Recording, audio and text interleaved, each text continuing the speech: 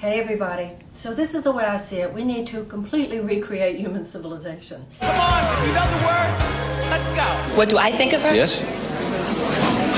I don't think of her. Bitch, glass of red wine and a swisher. I think you get the picture. Bitch, Here I go.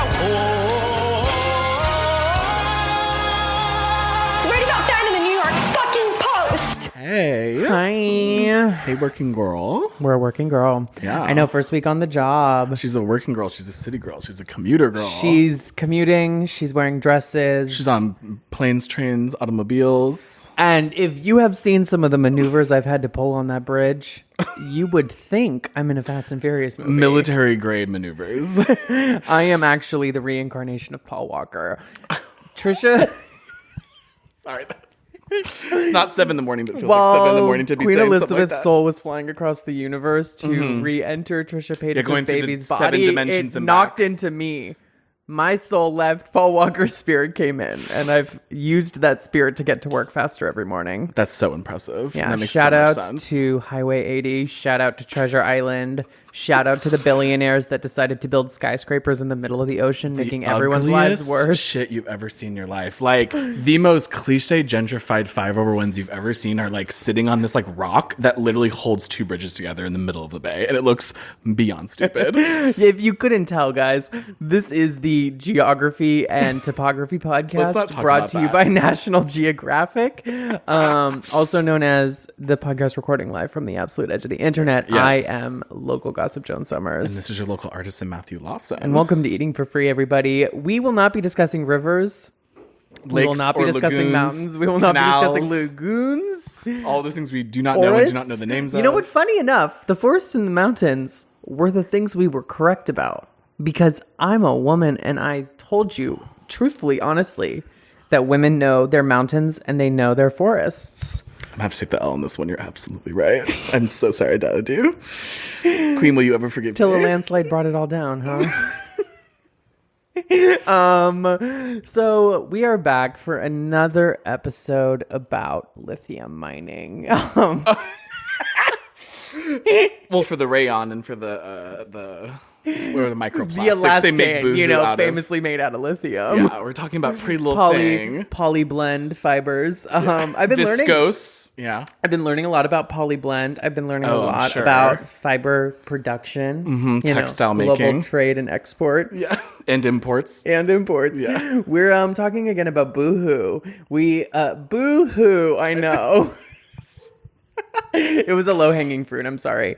We're back today to talk about Kourtney Kardashian's Boohoo launch, which launched and then crashed and then burrowed a hole deep to the Earth's molten core and erupted the Yellowstone volcano, and now the world is covered in ash. And much like the cockroaches that will survive, her clothes too will cycle the planet maybe 1,000 times before they fully disintegrate. No, when the Earth's molten core erupts and the Earth just becomes like a floating Plasma and debris, hot air. there will be shreds of Boohoo clothing that make it out of our solar system through the heliopause all the way to That's stardust. And it could survive. Actually, I have heard from reputable scientists that worked on the James Webb Yes, telescope astrophysicists that we do have on that call.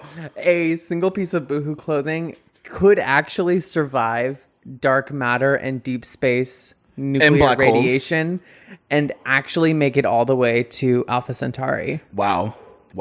The microbes that live inside the fibers. The aliens on Alpha Centauri are watching that microplastic come at them at light speed, actually, because they contain no mass once they reach. You know they that reach the TikTok cosmic that's like, scale. what would happen if a Q-tip like hit the Earth at light speed? What would happen if Kourtney Kardashian's Maxi Boohoo collab Collapsed into Planet X. Like, actually, that's the seeds of new life because they have discovered that bacteria can live in microplastics. I know, I made to laugh because it's actually fully true. There's this whole study that just came out. We're like this science study that we read on our news feed aggregated from Mashable.com. Okay, but it's true. I actually did look at the abstract for this study. I'm not going to give you any information. You read can an Google and find abstract? it. Sure. Yes, I did. Was this an abstract that was sent to you down the River Seine? You mean the Rhine? You mean the canals of the lagoon? Keep going. Anyway, yeah, there's a very real thing. Everything we told you before was a lie, but this is true. They have discovered that microplastics, when in the water system, which they've also determined at the same time is in all rainwater and is circled the globe. All rainwater. It's completely over at Speaking this point. Statistically speaking, they say almost any water you collect anywhere in the world will have some type of microplastic at some level in it. I think that's so chic. It's amazing. It's really cunty of the water system to just do its job. And apparently because microplastics, don't biodegrade and they're not like a biomaterial, actual biomaterials, bacteria and viruses and other organic matter can latch itself on for almost eternity in a sense. Like it doesn't, since it takes thousands of years to degrade, that bacteria can basically grow to like much larger portions and in much stronger beings. So you're saying that when I use my Brita filter, the call is coming from inside the carbon filter? Those microplastics are not being filtered out? I allegedly also, I don't know enough about the Brita filters and what they can do, but it seems pretty damn hard to get plastics out of your body. We will run Kourtney Kardashian's Boohoo sweater through the a Brita filter, and we'll see. So what's been going on with them this week? Yeah, so obviously part one, we talked about, everything, including her new line and everything on the website. And then what we'll be covering today is a little bit of what's happened since just last week, the reception of it. And then we'll dive deeper into Boohoo's extremely vague, currently under investigation claims of how they're going to become a more sustainable company. And then also talk about the working conditions at Boohoo a little bit. And then also, what Kourtney Kardashian has said since. Yeah, and before we get to that programming, for our regular listeners and new listeners, we will be continuing doing deep dives semi-regularly here on the main feed. We also have deep dives we'll be planning for the Patreon feed, like a deep dive into Instagram celebrity plastic surgery. Ooh, yes. We're not yet sure when that will come out, but we also are planning ones on blind items. I have a Christmas movie one I want to do this year. Yes. We love our Christmas movie festivals. Yes. So if you want to hear more of these kinds of things, as well as our Hot Topics episodes, which you all know and love, you can always go over to patreon.com and get all of that content as well as this. But for now, we will be putting Hot Topics today on Patreon. So if you came for Hot Topics, go to Patreon. Mm-hmm. And if you want this, come here. If you came for Ben Affleck, it's on the Patreon. Come fuck me, sis. Oh my God, not Ben Affleck even. It's that guy from that band. Adam Levine. Yes, that one. So the other white guy with the beard. We're just putting a Venn diagram here of guys. So guys in your head are Adam Levine and Ben Affleck. That's like a type of Venn diagram of men that is like distant. Do you have something you want to tell me about Ben Affleck really quickly before we start? I don't know. Did you do something with Dunkin' Donuts? No, I want to know. Do you want to fuck him? Why is he on your brain? No. Why is he on your brain? No. I just thought it was someone in the news doing something. You're infringing on my territory of these are sad dudes who smoke synapses cigarettes. firing randomly that I can't explain. Okay, well, get out of my Dunkin' Donuts. Get out of my turf. Anyway, let's get into what's happening at Boohoo. We have some fun financial updates. Please. We love this. So, shorting, that thing people do with the stock market where they make money off losses. Explain it to me in 3 seconds like I'm 5. I can't do that. So, for the girls that do know what shorting is, thank you. The Big Short, that movie. That movie surely That's happened. a movie. I didn't see it, but basically, okay, here's how it's 5. You basically make money when people lose money. Oh, yes. How that is ethical and makes sense and happens, I couldn't tell you.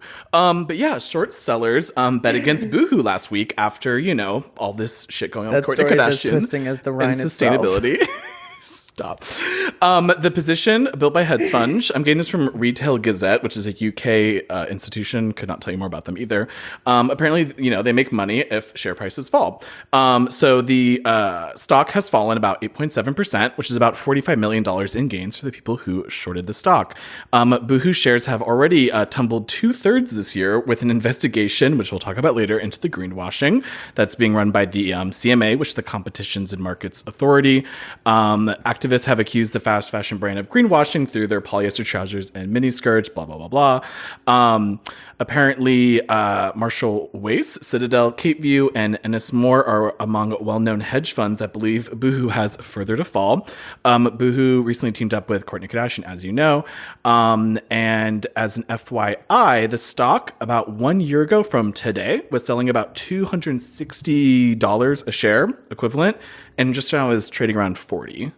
So it's fallen about $220 since the last year. Yeah, and I know I'm recognizing names like Citadel and Ennismore specifically, but it's saying here that the CMA has found that the brand's efforts to say its pieces are recyclable and green is like blatantly breaking the rules for its own sustainability project. Yes, it is literally not meeting up to their own claims, which are already vague, which is impressive. Like, you didn't even draw a diagram, and yet you're completely off the mark. No, I would love to look at this sustainability plan in particular. Do you mind if I read some of this? Yes. So for just context, everyone, we'll be using us.boohoo.com/page/sustainability. So this is like their official efforts, datum, whatever you want to call it, that goes around their greenwashing here. Like, this outfit. Yeah, can you explain what the aesthetic of the site is already? We still have the energy saving mode button. They haven't got rid of that. So this outfit is like if Under the Tuscan Sun was recast with Addison Rae. Like, that's the best way I can explain it, right? It's like they remade Under the Tuscan Sun, but like it was about the Charlie D'Amelio romance saga. Like, it is truly okay. It's a khaki. It's gray. Well, not khakis. It's a grayish, tannish rib knit trouser and blazer set with those large turtle shell buttons and a wrap around the middle. And then there's a houndstooth-esque suit set, like co-ward, where it's like sweatpants and a matching blazer. Yeah. It's a lot. And then we got the like Instagram pink and like yellow beige aesthetic. Yeah. Hashtag for the future. The way that fast fashion has ruined the color orchid, I will never forgive them. Now, let's see. Hashtag for the future. We're on a journey to a more sustainable future. We know the problems. We're putting into action the solutions. We aim to educate and inspire change to reduce the impact of fashion through fiber production. If you look at the care label, you can see the materials your clothes are made from, like literally the entire history of clothes in general. We use lots of different fibers, but the ones you will see most are polyester, cotton, and viscose. So which you'll mostly see plastic. Problematic at this point. Cotton, the least, and also still the rarest to use. So fiber has different environmental impacts, which include standard polyester coming from fossil fuels. So and just being plastic. It's we're just not, plastic. We're not even half a page in, and they're already mentioning we're not even a polyester paragraph fiber fuels. in, really. Fossil fuels. Conventional cotton requires a lot of water and fertilizer during its growth phases, and the fertilizer causes greenhouse gas emissions. Yes. Also, a lot of the harvesting and production of cotton is very slave labor. Viscose is made through deforestation and chemical processing that gets pumped into the water. They're not saying that, but I'm just letting you all know that. So clothing production also, whether it's spun, knit, or woven to make the material we use, it can be dyed either before or after. So they're just like describing garment production. Literally, they're just describing how clothes are made, which Energy is like half is of what used in the production of the materials. The dyeing process can be chemically intensive and uses a lot of water. Wastewater needs to be treated to make sure it does not pollute waterways when it is released back into the environment. Textile waste is produced when garments They're like, cut. are we doing anything about that? I could not tell you. So then they get but through it definitely is a transportation real and selling thing. and the environmental impact of that. You can imagine wearing and washing, wear them and wash them, wear them and wash them, etc. There's a carbon impact in returning products and in washing garments. So they're like, even simply buying our products is a form of waste and greenhouse gas emissions. Which is true. Also, water and chemicals found in laundry detergents are used during washing. Microfibers are also released during the washing process. Yeah, I don't know if a lot of people know this, but the washing of anything made of polyester, viscose, anything that's like a microplastic like that, inherently will go into the water supply and will then be released to the public. Like, that's what they mean when they talk about microplastics in the water. When customers don't want them anymore, they look for different ways to pass them on. The environmental impact of this can be donation, swapping, downcycling, or resold, but many garments end up in a landfill or to be incinerated. So they're if you're lucky, really. They're like, we would like to think our customers are reselling our products, but mostly they throw this cheap shit away or they burn it. So what they're doing, so they have a couple different things that they say they are doing. They have like Yeah, there's all these like modules and like we've this set like cycle. bold ambitions. So we're dreaming big to switch the materials we use to more sustainably sourced options. Bold ambitions, but they haven't necessarily found those ambitions yet. By 2030. By 2030, so 8 years from now, they would like the materials they use to be more sustainably sourced. In 8 years, 8 years, they're like, we're not even going to use sustainable materials. We just like them to be more sustainable. By 2025, all of our polyester and cotton products will contain recycled or more sustainably sourced materials. Listen, that is like, that language is so We'll give you deceiving. ideas for what to do with your clothes when you're finished, whether that's reselling, donating, swapping, or upcycling. We are reviewing all the options out there to see where we as a business can have the greatest impact. In 2023, they will launch a resale and recycling offer. My favorite thing about wearing and washing. We want to work with you to reduce the impact of our products in use. We'll give you hints and tips on how to take care of your clothes and how to wash them more efficiently. You can also use products in your washing that capture and prevent the release of microfiber into waterways. So it's on you to wash it. Yeah. No, that's the thing too, is it's like they're trying to grab at actual straws. Okay, so stop reading what you're going through right now. There's another thing that I have linked in the doc here, which is their like basically graphic version of their goals and targets. So this is Boohoo's like up front campaign, which is basically fashion ready for the future. So before Kourtney Kardashian did this collab, Boohoo did release a like ready for the future line just a month or two before. It's not too different than what Kourtney did. It's extremely vague and doesn't really make much sense here. But they have this campaign listed where they mention some of those dates that you have. So when they mention their goals here, they have, let me list it. By 2030, like you said, all the materials we use for our garments will be more sustainable. By 2025, all polyester and cotton products will contain recycled or more sustainably sourced material. By 2025 as well, they will claim that all their leather, wool, feather, and down will be sourced in line with industry best practice. What does that mean? Who has no idea. They do not define what they mean by best practice within the industry. They also said by 2025, 50% of our man-made cellulosics, like viscose, will be more sustainably produced. Viscose in general is so weird because it's one of those things that can be harvested a lot more ethically and is not inherently toxic or polluting. But when I was looking into it, apparently the way that they try to use viscose, which is like that wood fiber material, tends to use a lot of energy, a lot of water, and a lot of chemical inducive processes that are basically like very poisonous to people that work in those facilities. It usually damages the water table, et cetera, et cetera. It's one of those things that, again, they could do more effectively, but because it's cheap and easy, they can produce in a way that's a lot more dangerous to the environment. And then also, there's more on this page where they have other goals that are like very obscuring and confusing. I mean, like even this whole line here, like tell me if you can even understand what this means right here. The absolute minimum recycled fiber content for our ready for the future line is 20%, and most garments will be 50% or more. Where a product is made of more than two fabrics or a stuffing and outer, at least 20% of the whole garment will be more sustainable by weight or by coverage.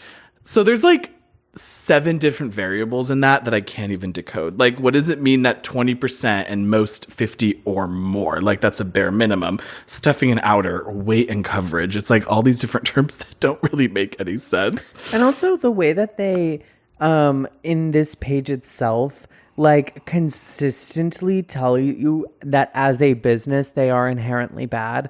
They say like, there has a whole section that's like, what is polyester?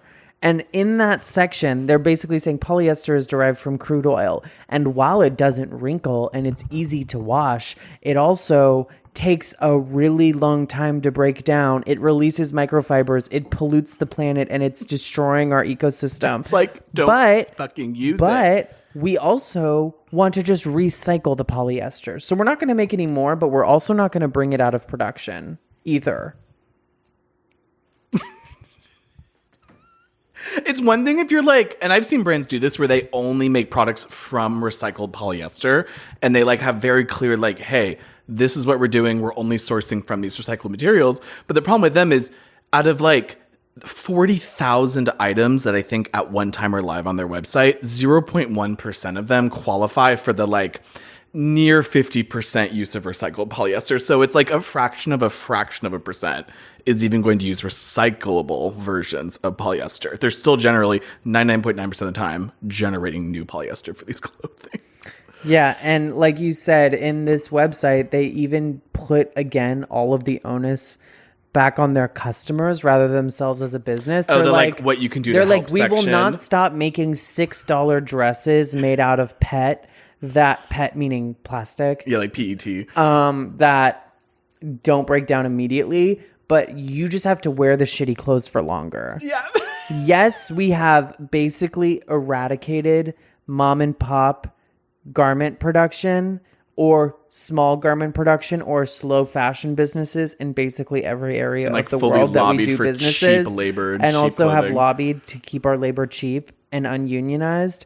But you will just have to wear that $6 dress for the rest of your life until it literally turns into a see-through plastic rag At on best, your body in like 6 months. that is also like tearing and flaking. Like, you're just gonna have to live with it. We're not gonna stop making the clothes. We're also not gonna slow down. They're like, oh, the whole culture of wearing clothes once is outdated. But also, yes, we do put clothes into productions that were seen on celebrities like within a day so that you can buy it immediately and wear it to the party you have this weekend. They're like, you can't have it both ways. They're That's like, what the makes way it you so guys frustrating. use our clothes is terrible. But also, as a business, we are going to continue incentivizing the things that we do that make our customers respond to our business. Like dropping a new fashion line right now. Yeah. And there's a hot sale If there was a red right now. carpet, if there was like the Grammys right now and Lizzo wore an amazing dress, Boohoo would have a copy of that dress on its website tomorrow. And they're like, well, but we want the culture to go away. And then you have shit like you go to their fucking Instagram where they're like, oh, go to our Instagram for more like, you know, sustainable tips, what have you. And there's this story they have that's like, I don't know, 1,000 slides long from pasted like last year. They have steps like upcycle your old candle and turn it into a makeup brush holder. All you have to do is remove the wick once and the wax is all gone. Peel off the label, wash the jar of soap and water, then pop your favorite makeup brushes inside. Or like invest in reusable makeup pads, repurpose mascara wands, shop eco-friendly beauty. It's like, no, stop shopping. Like stop consuming. On this kick, we have this piece from The Guardian that came out last week about how Kourtney Kardashian wanted to make Boohoo sustainable, and spoiler alert, she can't. That was the Guardian piece you have here. And I do want to read this opener that you have quoted, which is good news for people who like being lied to and wearing clothes that smell of petrochemicals. Boohoo, a UK-based fast fashion brand that has grown quickly in the US, has announced that it will be partnering with Kourtney Kardashian. Now, a lot of this is stuff that we did cover more recently, but they are saying here that on average, 700 different pieces get uploaded to the website every week. Yes. 700, guys. It's actually like scary when you think about it, especially when, again, like you said, $6 leggings, like $30 leather jackets. And Boohoo is not as big here as it is in the UK. Yeah. But I do know that like certain LA types are sponsored by mostly Boohoo, PLT. But also the Pretty Little Thing, and then like what was the which other is one? Like Misguided Asda or whatever. Yeah. There's a lot of other brands that all kind of But they're are all owned by the same basically company. made by the same garment Yes, factory. absolutely. And you say here in Falsabad, where workers claim they were paid 10,000 PKR or just 47 pounds a month, which is well below the monthly minimum wage for unskilled labor, while making clothes to be sold by Boohoo, and documentary video and photographic evidence. We're getting this from the Guardian piece. Also appears, quote, to support claims of potential safety issues, including motorbikes being parked indoors next to flammable materials. And in the rush to produce clothes for the Western market, insiders claim workers would sometimes do 24-hour shifts. Well, that's what I'm saying to people, right? Where like, they're like, oh, look, the dupe of the Liz. Like, again, I'm not using Lizzo as an example of like a uniquely bad person. That's not, I'm saying she just was the first celebrity that came to my head. Yeah. Of a person whose style people copy. Or like Doja Cat, right? Or any celebrity that you can think of, right? Anne Hathaway wears some shit. I'm sure Boohoo has that thing too. Like, to have those dresses on the website the next day, somebody is suffering. Yep. Somebody is suffering. 33 cents an hour to make these clothing, to make these items. Again, you can't sell. We were talking about this before, and it's been sitting with me, and it's applied to other things as well. And especially with inflation, it makes it even more complicated. But like, be real. If you are going to wear a piece of clothing, like you mentioned before, if you're going to wear almost anything, it needs to cost a significant amount of money. We're talking about $100, $200+ for most clothing items. Something that's actually going to last. It was made ethically and someone was paid well. These items are going to cost money, much more than anything we're used to nowadays. So when you see a $6 pair of leggings with Kourtney Kardashian, it's like half of it's using recycled fiber. There's no way they made it cheap by any of the ways that they source the materials. It's the labor itself as well. Yeah, so they get into the greenwashing thing, such as the Ready for the Future line, which vaguely claims the items in this line are, quote, made of more than 20% of more sustainable materials, as well as its expansion into the U.S. through the Kardashians, specifically Kourtney Kardashian's capsule collection that launched at New York Fashion Week. Yeah. This is something I want to just say while we skim through this piece. Yeah, they were already investigating before Yes. Kourtney Kardashian. We did talk a lot about the worse. Kourtney stuff last week, like the specific actual line itself. So we'll gloss over that because I do want to mention, I'm talking about the way that celebrities' looks get co-opted into overnight resale items on these websites.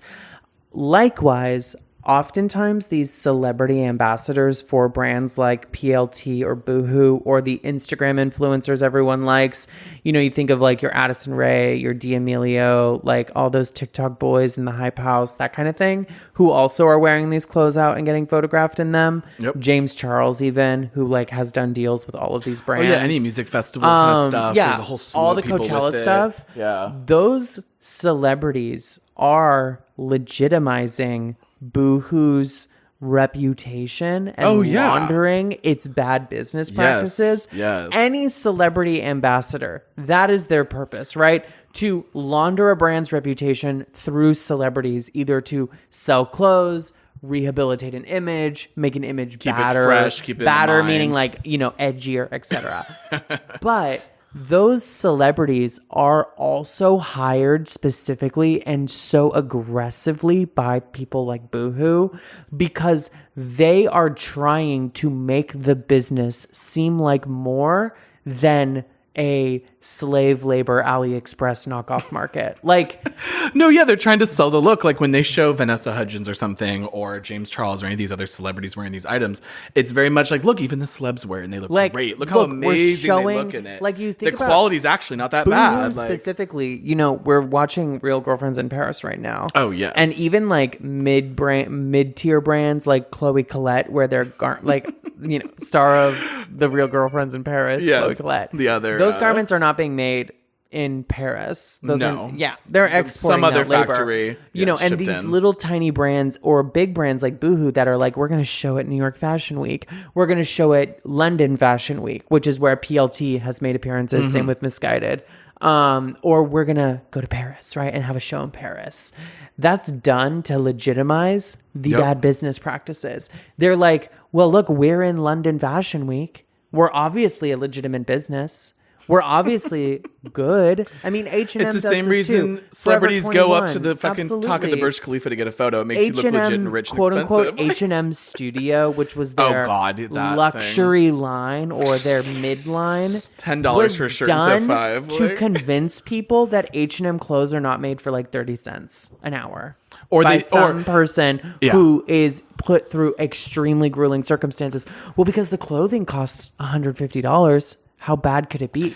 And it also uses that same kind of like really like neoliberal idea that we saw in like those old like even diet documentaries like Super Size Me or Omnivore's Dilemma stuff, where it's like, well, you have an option. You as a consumer need to choose the right option. It's in our hands. Of course they're going to sell us garbage. Yeah. We're okay with garbage. And that's the thing I hate the most about this is they're very much like, well, we have a sustainable line. If more people want to buy that and we're vocal about it, we'll do more. We just don't have anything ready right now because, what we've been doing is what's been selling. And this trickles up too, because, I did say last week that, if you're buying clothes for $6, there's no way that was made sustainably or ethically. Yeah, it's just not possible. We also have mid brands that are also participating in the same sort of I practices. mean, you were even saying before, even the luxury brands follow the same practice. and like, for instance, we know Louis Vuitton and Gucci belts are not made favorite sustainably or ethically mid-tier either. suburban dwellers who work in the city, Zara. Oh, yes. You know, Absolutely. girls named Haley that work in banking. Like Zara, you know, has a $100 price tag, right? Mm-hmm. And you're looking at that and you're like, well, it's $100. It must be made well. You just But assume it's just you're not looking at the sold that. website where new items are uploaded, like 50 new items a week to the Zara website. Constantly new collections. Yep. Not even just spring, summer, fall, September. You know, it's January, February, March, April, May, June, July, Anything, it's August, like by September, October. week Yes, new still. collections. Yeah. New moments, new capsules. And then what you look at have is on sale in like and then 2 also, weeks. I mean, ASOS, right? ASOS is also a great example of a marketplace. Oh, of yeah, this they sort turn of that thing, shit out like where crazy. you go on ASOS every week, the front page looks different. They're also involved in that lawsuit by the UK, not lawsuit, investigation. Justifiably. I mean, you know, It's identical. do you Same really business think practice. ASOS gets to sell as many clothes as it does using sustainable business practices and healthy, you know, environmentally friendly, labor friendly business practices? No way. No way. And I hate it too because there's this like really bougie attitude that comes out when like, oh, this is sustainably made, ethically made, and that's why it's so expensive. And people get this like, there's like both sides. I see both sides exactly, and I think two things can be true at the same time. Our favorite thing to say here: you can definitely sell something for a lot of money because you claim it's well made and it's not, and you can claim it's sustainable and organic and it's not, and you can price it because you want to sound bougie. People do it all the time. But also, if you want to buy something that's actually high quality, it should cost a lot of money because are you willing to pay someone a penny an hour to make it, or willing to pay them what we talk about in California, living wage being $20, $25 an hour minimum is what you really need to survive here. Yeah. If it takes someone a day to make a t-shirt, that's hundreds of dollars. Like, And we you need know, to do the math here, girls. Like, the thing is too, we can have it both ways. Yes, like we said absolutely. on the previous episode, it is on companies to begin completely dismantling their businesses. It's on the government to completely dismantle these businesses and stop these production practices from taking place. And it's also on the workers to burn these factories down and have every right to do so. But also it's on us, right? Like, you really don't need as many clothes as we buy here in the United States specifically. You really don't need that outfit you're thinking about buying. You don't really need those pair of pants when you have 7 other pairs of pants in your closet, and these ones are, you know, a good deal because they're $13, and you just want to wear them because you have a party you want to go to. Like, it's also on us. And I think that a lot of people in our generation specifically live in a state of absolutes where it's obviously not on us at all. No ethical consumption. It's on these companies. Yeah. I'm absolved of all responsibility from participating in this. But guess what, Mimi? Guess what? We already did. yeah. No accelerationism here. so- I did want to say real quick. So we'll get more into this later. I have another piece on this, but speaking of those, like, so we mentioned in our last episode that there was basically out of the 45 pieces that were in this collection, only 12 of them were made in that like UK owned factory, like the British factory that they claim is their center of excellence, is literally the copy they put in that campaign for Kourtney Kardashian's line. The conditions in that factory, by the way, like we were just mentioning before, are of course very identical to basically modern slavery. The US, I did not even know this, the US actually has threatened to import the ban of products made in this facility, which makes clothing for Boohoo, also clothing for ASOS and other brands, PLT. As studies have shown that over half the workers there are on average being paid less than the minimum wage, and on average do not receive holiday pay. I don't think there's any, I think there's a bit more in this piece you want to get to, but I will then get to specifically those details because it gets even crazier. I like this point the author of this Guardian piece makes as well, where the influencer to landfill pipeline is built on a, quote, false sense of egalitarianism, because what they're saying is, well, look, you can dress just like the Kardashians for $6, right? And that's where the I'm thing, saying it's the deception. It's on the companies for the deceptive marketing and for the truly predatory marketing that they do around this, right? Preying on people's insecurities, preying on people's needs to feel good, look good, etc. While also it's on us to reevaluate our need to look good at all. And then there's this debate too that really, I think, spins it all around. I'm sure people on TikTok have seen this. The whole side of, well, I don't make enough money. I'm very poor. I can only afford $5 leggings. I can only afford these kind of items. That's not what we're talking about. We're not trying to tell people who are broke, you know, go more broke or like don't go hungry so you can buy some more sustainable. It's one, not possible. Two, it's by design that you're forced to purchase things like that. We know that, having been broke many times in our lives, that there's not really a way to get what you want and to get it right in this society, even if you have the money most of the time, because we don't live in a culture that makes anything affordable unless you're a fucking billionaire. So I see that you have some investigations that happened in August, right before the Kourtney Kardashian stuff launched. I'd love to get what into this is all about. So I'm also getting this from The Guardian as well. This is coming out from part of the investigation, but also just in general. There's constantly leaks coming from the factories here for Boohoo, PLT, ASOS, what have you. So I'm getting this from The Guardian, like I said. A jobs agency that supplied warehouse workers to the fast fashion and other brands have repeatedly underpaid staff and deprived them of holiday pay. The Observer also found out that workers hired on 0-hour contracts to help process orders for PLT and its parent company Boohoo, the very group, Sainsbury and Currys, are among those who have had wages withheld by MAC Recruitment, that's MACH Recruitment.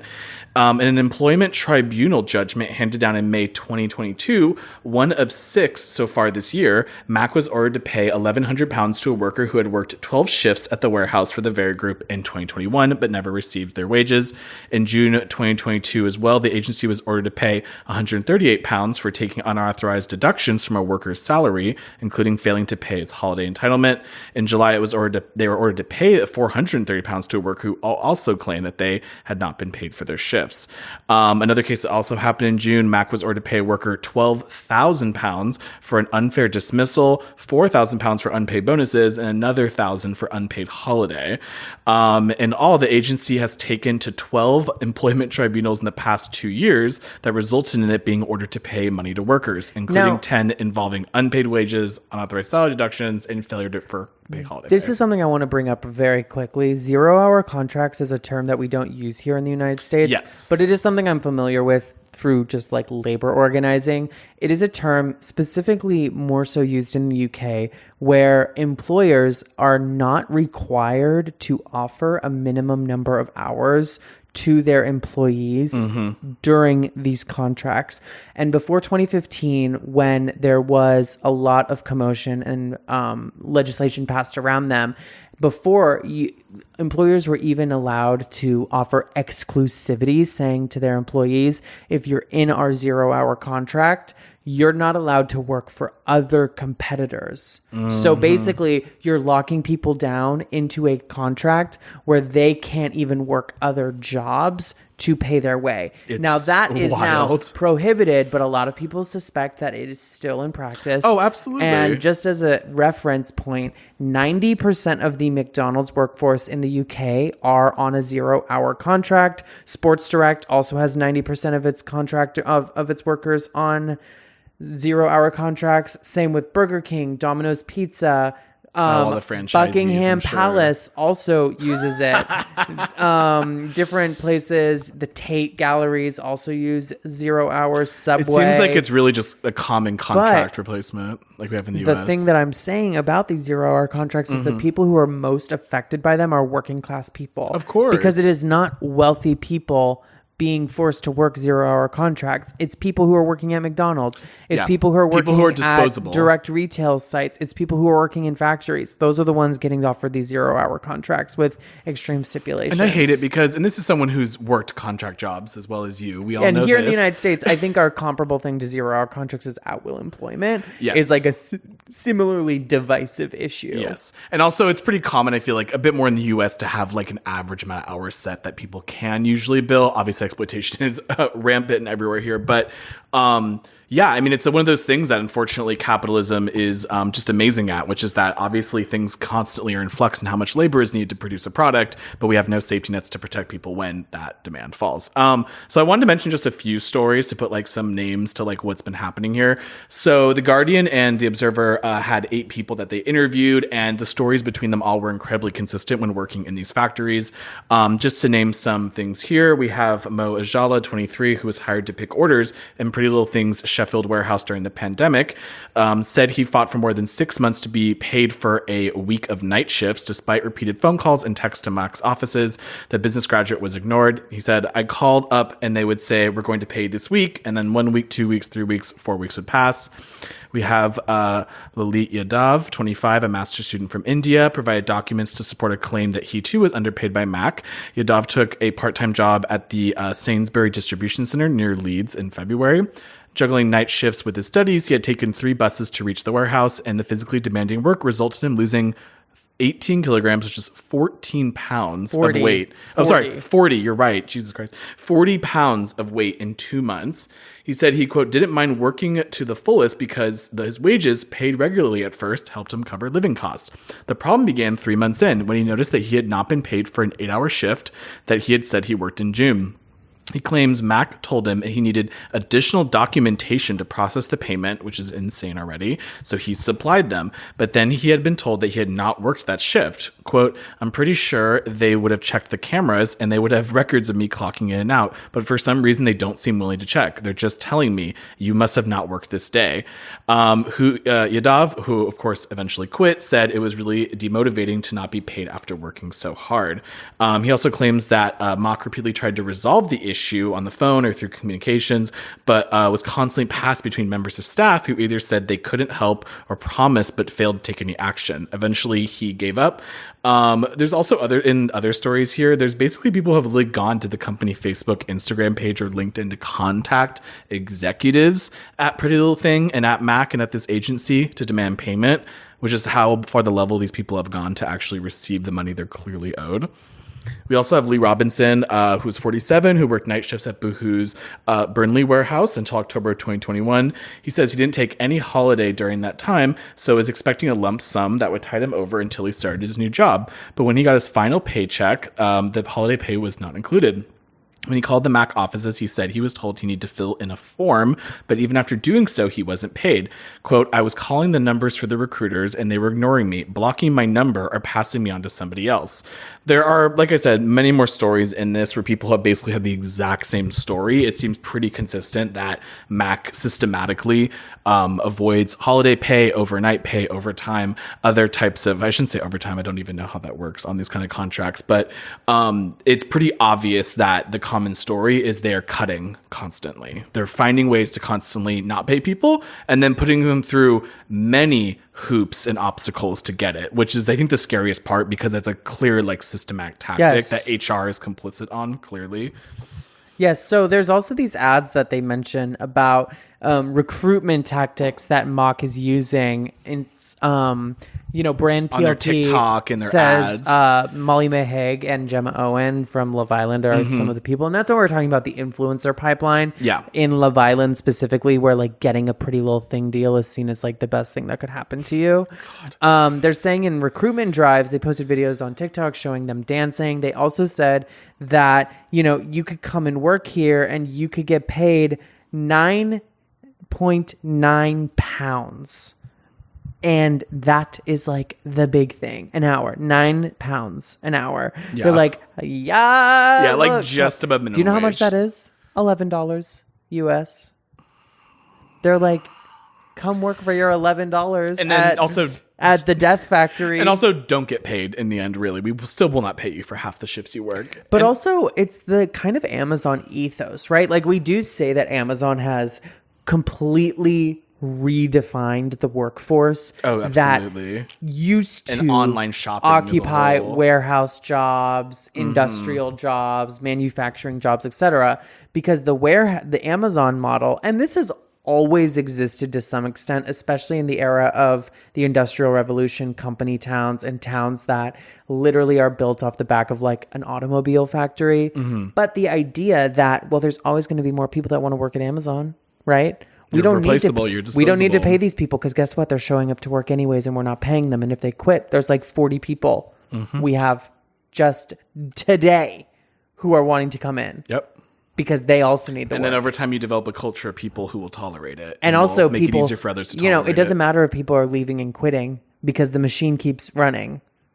And it just buys us more time to automate it or put more robots in the facility And anyway. we never end up make paying you any of those worse. people anyways, right? Like, it's that entire... And we're not even paying it. But that's what I'm saying. Like, I'm not saying PLT was literally like, we are going to do the Amazon model. But the culture of work that companies like Amazon have incentivized amongst its competitors is, I think, expressed in the way that these stories played out. And it's in part this of the way they Guardian distance piece. themselves too. And what's really upsetting is the fact that this is supposed to be their like, not that we would believe them anyway, but this is supposed to be their like center of excellence, as they literally say in these advertisements. That's the warehouse in the UK. It's supposed to be this The one that they great just recently stand opened, that- we read to the public to be like, look at how great it is. And then it just like just leaks stories, like exposés constantly. They're asking you to step over the puddles of blood that are coming from all the closets they stuff the dead bodies in. They're like, right this way. We're having a small plumbing issue. Like, meanwhile, they're like paying these like they're paying influencers all this money, like 10,000 a fucking Instagram ad, and then they have people that work in the like chic all pink millennial offices to post like, and this is the dark part that I can't even play video from, it's too upsetting,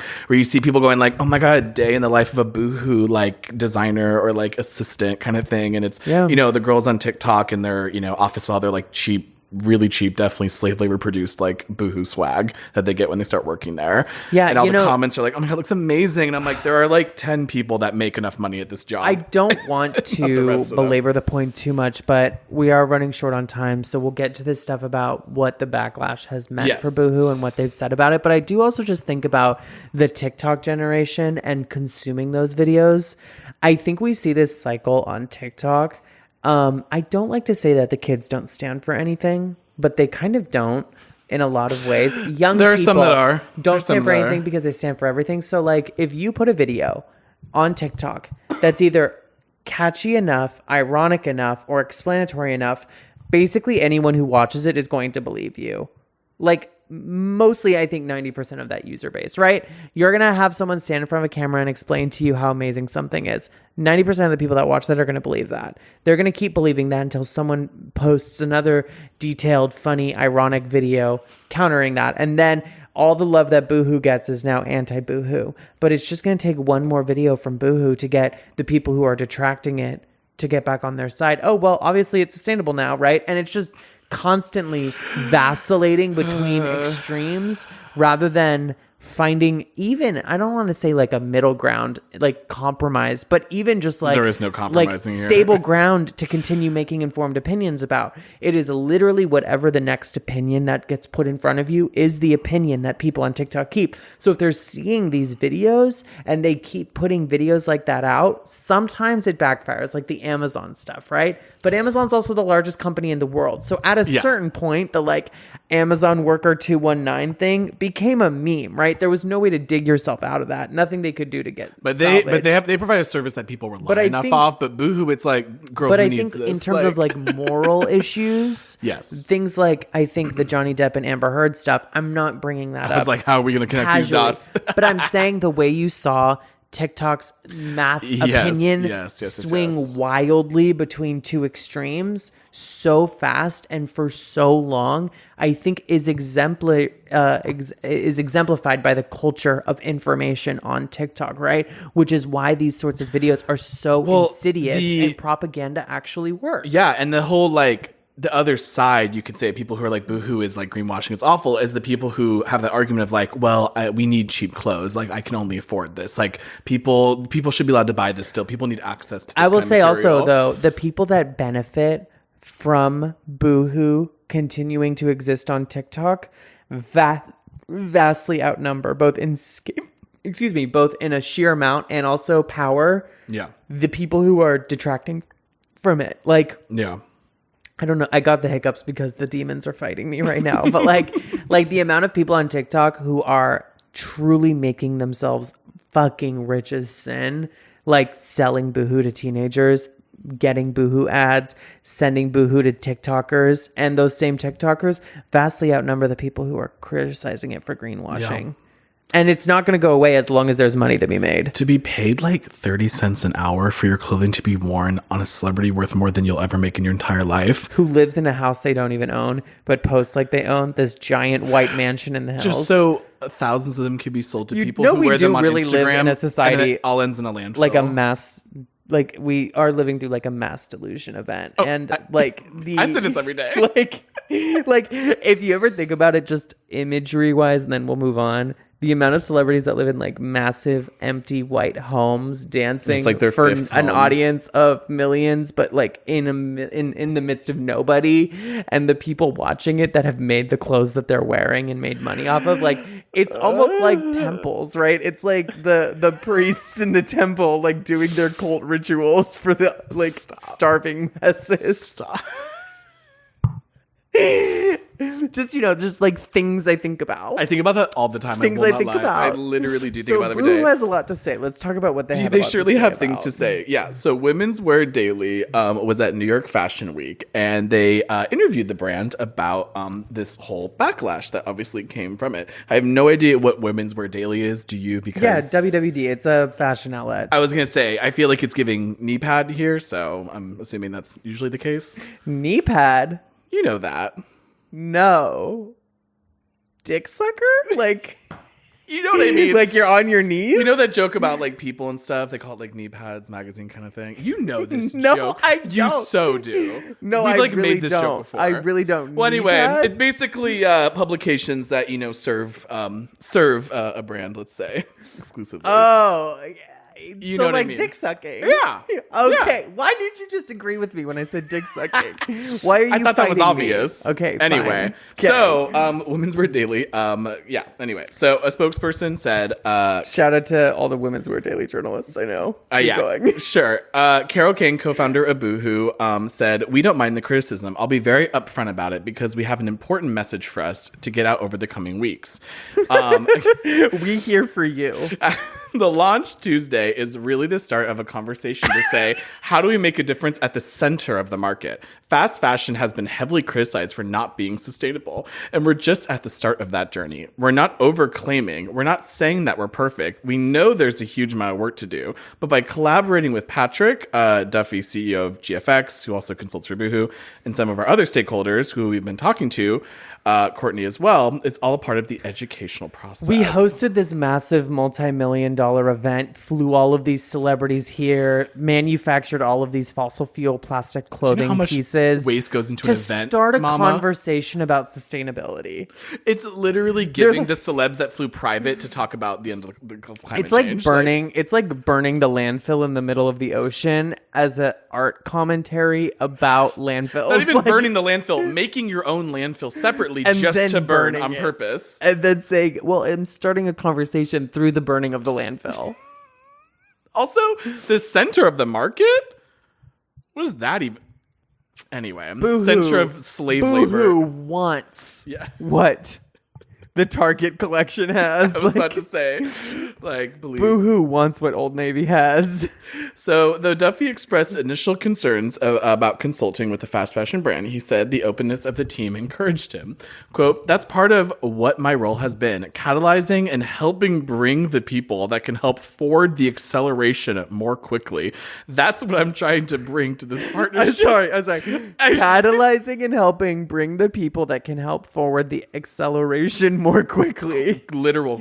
How do we quote, bring the word key for word. stakeholders together and align the sustainable development goals, get a super solid sustainable strategy, and build on the one that they already have? Super solid sustainable To strategy. catalyze and help bring people together who can forward We accelerationism. here for you. So accelerationism. So they are actually trying to destroy the planet faster. They're like, we're accelerating this entire process. Yes. We have spaceships that we're about to ride off to Mars. Like, we got to just make sure we don't leave anything behind so you don't come chasing after us in 500 years. Like, like that's actually my crackpot theory. Like, that's truly my, like, fully off the wall. No one can prove it, but I'm convinced, right? This is my white whale. Elon Musk and all the rich people are not doing anything about helping the planet, not because they don't care, but because they know if they don't destroy this planet before they leave for Mars, we will come after them. Oh, and that's right, because I will. I absolutely will. You should try to kill me because we're ready. Mama, my soul is traveling on that microplastic through space. No, we're uploading our AI to the cloud to come get you if we have to. Oh, no. I'm just going to attach my consciousness to a piece of microplastic, send it off into space, and I'm going to create a pathogen so extreme it wipes all life out on Mars. Like the microplastics in your water supply. Oh my God, for all mankind. The microplastics are coming from inside the water supply. They are. They actually are. Because the of new these call brands. is coming from inside the house. And Boohoo's to blame. So he also says, quote, the reality of this piece says also, quote, the reality of the fashion business today is that green recovery or sustainable product influx actually yielded more stuff and resale hasn't delivered the system fix it promised. And Boohoo says that it's still fighting battles behind the scenes with the public sector and outwardly with sustainable advocates. It says in July, the criticism for its Ready for the Future line alongside Asda and ASOS came under scrutiny by the watchdog group, the Competition and Markets Authority, or CMA, for broad and vague language. Basically, the CMA was saying I butchered that series of quotes because it's a little bit late, guys. No, they're basically saying that the marketing for this was broad and vague and probably not true. That's what I was talking about earlier, like this investigation, because the claims they make literally don't have like anything you can scientifically test or study because there's no actual exact numbers given. It's like solving for like X and Y and Z at the same time. Kane said that, quote, all of our working processes have been improved since that time. So criticism has had its benefits. We took it on the chin. My takeaway from this is that the premium end of the market, it's much easier to be sustainable because of the price ticket. At the value end of the market, that's huge. The change we've had in the business in the last 2 years is literally that. So we've got 10 million units that have gotten more sustainable than we had a couple years ago. 10 million units. That is 10 million pieces of clothing that did not need to be made at all. Kane also said, and we'll let this be the last of it, I think we want to break down some of the barriers. In all honesty, I think it's been an elitist attitude that you should only be sustainable at the premium end of the market, and I've had thrown out the last few years. It's not possible. You're a value brand. You're fast fashion. You're not able to do it. But we have been doing it. And we have been working with our supply chains to put more sustainable fibers through the production line. They're like, we're doing literally something. Yes. Something is happening. Yes. We used green energy from solar panels to write copy on the website that we use fossil fuels. That's doing something, you guys. No, do you know that our website was built by some guy with a solar generator? Like, that's sustainability. And he did that so that he could tell you about the fossil fuels we use. This is like the large scale, like multi-stage, global, billion-dollar version of someone literally recycling one Aquafina bottle saying, I saved the planet today. This is like the largest times infinity version of that. This is. And even then, statistically, maybe not. This still may be not good. Even more times infinity galaxy brain version of the Greenpeace activist who drives around all day in their Honda Fit, like handing out clipboards outside Berkeley Bowl. Like, guys, we saved the planet today. We got your signature to collect more signatures. No, it's the people who own 50 reusable coffee mugs and tumblers. Like, don't ask them where they came from, or if the microplastics that surround the metal are also sustainable. Oh mama, you think the lacquer that was on that Hydro Flask, where'd that come from? Or the plastic garbage from Starbucks. The plastic wax that they put on that paper, that's not recyclable now. The tag. Yeah. That you rip off. Each bottle requires like 7 different manufacturing plants to take apart. So there's some Kourtney Kardashian stuff at the end of all of this that I think is a nice bookend to this entire conversation. Yeah, let's round it out here. Kourtney Kardashian uses 100,000 gallons of water during historic drought. Excess. Like, there's a quota given to everybody in Calabasas and Los Angeles and California. How much water you use? And she's using 100,000 a month over that limit. Yes, but don't worry, guys. She also has the money to buy private firefighters when the fires caused by excessive water usage and this historic California drought come in November. And it's great because those private firefighters extract even more water out of the public system to fight the fires for them. But don't ask if the firefighters are using sustainable fibers to make their fire suits, guys. Unfortunately, we don't have the data on that. Kourtney Kardashian's Boohoo runway show was also plagued by a bunch of power problems. Which is Mother Nature saying your time's coming. So like, that's all I have to say. The invite, this is from page 6. They said the invite was saying it was going to begin promptly at 8, but then the lights didn't dim at High Line until nearly an hour later. And seconds after the first model hit the catwalk, the power cut out, leaving her strutting in the silent dark. A few minutes later, the show restarted from the top, only for a crew member to dash out onto the runway and pull back that same model once more as the music stopped. Apparently, she'd stepped out too early this time. They've restarted the Kourtney Kardashian X Boohoo show 3 times. Where is Chris? One attendee quipped on Twitter. The matriarch was not in attendance, which I think tells you everything. Yeah, Chris wasn't there. Got it. They were very much front and center, including Jonathan Food God Chevin, Bobby Shmurda, Paige DeSorbo, my enemy, Paige DeSorbo. Listen. Paige DeSorbo better never run into me on the street, okay? I see Paige DeSorbo, I'm swinging, okay? I have never disliked another human being the way that I dislike Paige she was DeSorbo. on Watch Chapman's live earlier. And guess what? The same goes for Craig, okay? Her and Craig can get their shit rocked for all I care. Where? I don't even know. Oh, these are from Southern Charm. And Matt, no Craig wonder I'm from not caught up Southern on that. Charm, Pillow Princess, Craig. Paige is from Summer House, and I will not forgive her for what she said to my husband Carl at the reunion. I will not forgive her. Oh, that's where it's coming from. I see. Cross Craig, cross Joan. I see. No, cross Carl. Sorry. My husband, Carl Radke, get his name right. Put some respect on Carl Radke's name. Also, Madison LaCroix, famously famous for breaking up J-Lo's marriage. Amazing. Also, a Southern Charm star. Teresa Jiu-Jitsu was there. Yes, and got a picture with Kourtney. And got a picture with Ekin-Su. Wow, they were all there at that event, weren't they? Yes, and Ekin-Su, we Davide. forgive Ekin-Su and Davide for going, because when Kourtney and Travis were doing their like end of show walk, Davide was looking at pictures of Ekin on his phone. There's a video on TikTok of Davide literally going through the photos he took of Ekin-Su on his phone while like the entire crowd stands up around him and he's still sitting down. Well, these power and clapping. outages, why would you be entertained? Like, she also launched a new supplement line. We really don't. Oh, Mama, again, talk about the that. hypocrisy. Let me just read this, though. So, Kourtney Kardashian's new brand is called Lemme. Like, let me grab this. Like, let me sit down. Kill 'em. It's literally the worst thing you've ever seen in your life.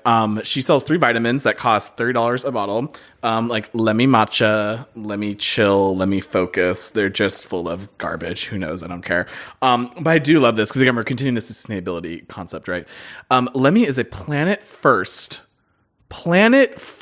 brand utilizing 100% post-consumer recycled materials for their bottles and caps, and recyclable materials for all shipping mailers and boxes. Recyclable materials, by the way, just means like cardboard. Lemme's partnership with Carbon Fund offsets the footprint for every Lemme shipment, and with 1 tree planted, Lemme is committed to planting thousands of trees every year to restore forests and the habitats that make positive social impact around the world. Oh, it's just, she has that green paintbrush and she is painting the largest landscape. This literal flaming garbage pile that produces a green toxic smoke. Okay, there was a video, like a TikTok. Did you see the TikTok I'm talking about from the show? Which one? Where it was like, I just came back from the Kourtney Kardashian show. No, I did not see and this. yada, yada, yada. And it's terrible. And I hate it. I can't remember where it was. I wish that I had seen it again. Oh my God, I'm so sad. It was so funny because it's like one of those girls who's like, I am so funny. This is how I talk. I don't want to see yada, that. yada, yada. I just came back from the fashion show. And guys, it is literally the worst collection of people you've ever seen in your life. I hate it. Everyone there is terrible. It was one of those videos. I can't believe you haven't seen it. That makes me so sad. God damn it. Well, anyways, that's all we have for you guys today. I think the message that we can leave you all with is this.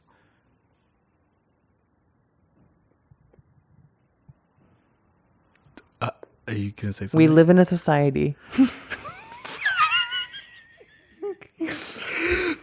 live in a society full of microplastics. We live in a society. It's full of microplastics, and sometimes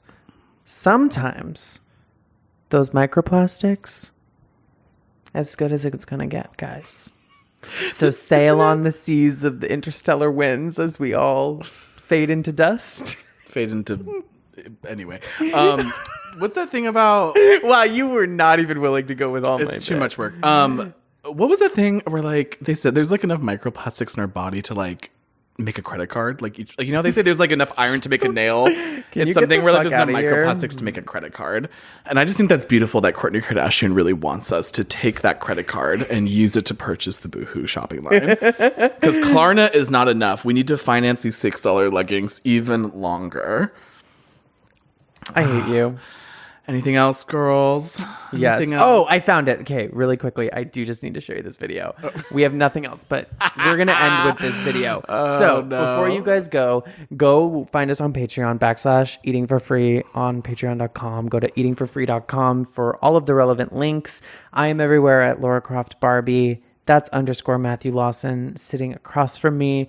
You can expect to have a Hot Topics episode later today, well, actually tomorrow, if you're listening to this in the morning, up already over on Patreon. We'll have a Minions, the final installment of the Minions this Sunday. And other than that, that's all we've got for you guys this week. The rise of Gru. Yeah, it's going to be bad again. We were blessed with Despicable Me 3, and it's going to get worse. It's really good that the plastics in my brain are solidifying between the synapses, so I can't even process the movies I watch. We will be going back to regularly scheduled Hot Topics and Leftovers next week, and then we will be planning our October deep dive for later in the month. So when we figure out what that's going to be, we will let you all know. We do have a sneak peek of what our Christmas deep dive is going to be on. And it is an investigation that I think I am more excited about than any other investigation we've literally ever done on this podcast. Can you give us a preview? Including Shen Yun.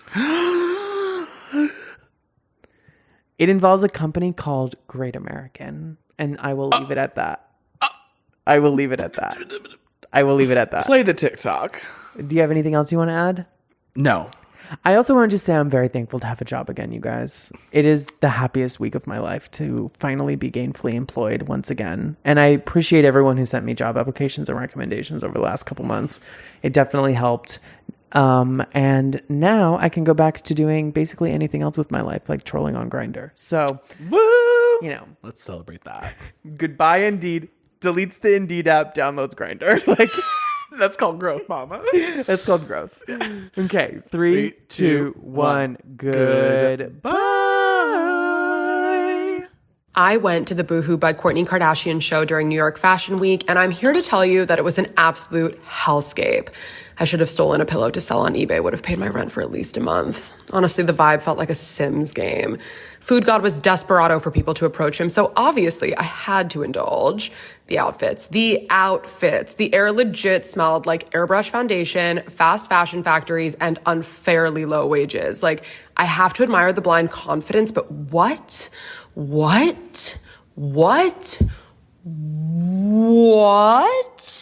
what are those glasses? The front row had many notable figures, including small dogs, bored children, people who refused to look up from their phone, someone's father or sugar daddy, I couldn't tell, some poorly dressed social media stars that I got scolded for not knowing, and finally, the legendary Teresa Giudice. You would have never known she got no fresh air in jail. She was absolutely glowing. Who is this girl her daughter was taking a picture with? No one cared about the clothes, Natch. It was all about the content, baby. Priorities. And this one model in particular I was obsessed with. Such a schmood. There's Kourtney and Travis, but more importantly, here comes Food God once again, who, if I'm being honest, looked like a Muppet on... Come on, if you know the words, let's go. What do I think of her? Yes. I don't think of her. Bitch. Glass of red wine and a swisher. I think you get the picture, bitch. Here I go. Oh.